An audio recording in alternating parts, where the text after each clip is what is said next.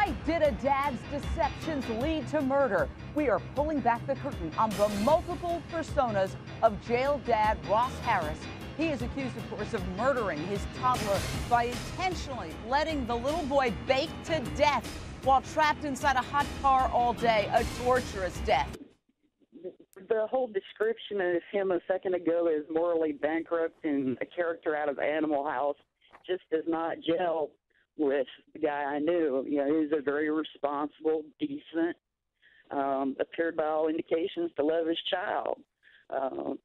You know, we hold three things sacred here in the South: football, religion, and family, and this guy was the paragon of that. Jane, has anyone said this yet? In my mind, this is the male Casey Anthony that we're looking at right here. Yeah, I think is totally capable of this kind of thing.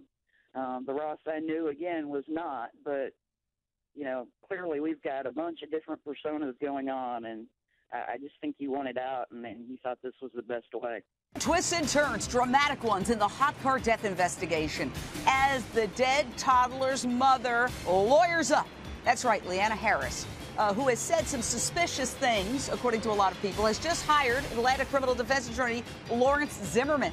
Let's presume that she's innocent at this particular point. She hasn't been charged, so why would she still stay with this guy? Why would she visit him? Why are we seeing that lack of affect? Why is she putting her head down? I think a lot of it has to do with embarrassment for something that she's involved in. Perhaps she didn't want to be involved in, but I think this is a woman who may have a very dependent personality that no matter what has happened to her son, even though she should be grieving for him, she's more grieving for this man. She is so dependent on this individual for her breath, for her only life. She feels that this is her reason for living, so she is not grieving for this child the way that she should be.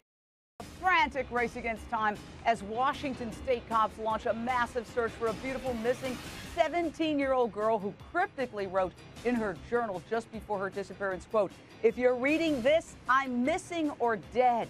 Cops say the teen, Angie Dean, left her home over 3 weeks ago dressed in exercise clothes and never came back. She left behind her wallet, her bank cards, her glasses, her clothing. Now investigators say she might be the victim of human trafficking. What would you say to your daughter?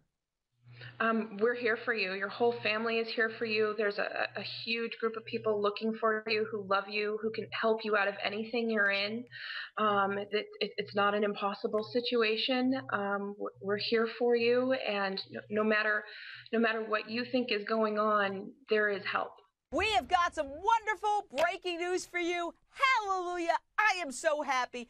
It's not every day that we get to report happy endings on this show. And so when I heard that this woman who we covered last night, this 17-year-old who had disappeared 3 weeks ago from her home in Washington state, had been found safe and sound just moments ago, it makes me so happy.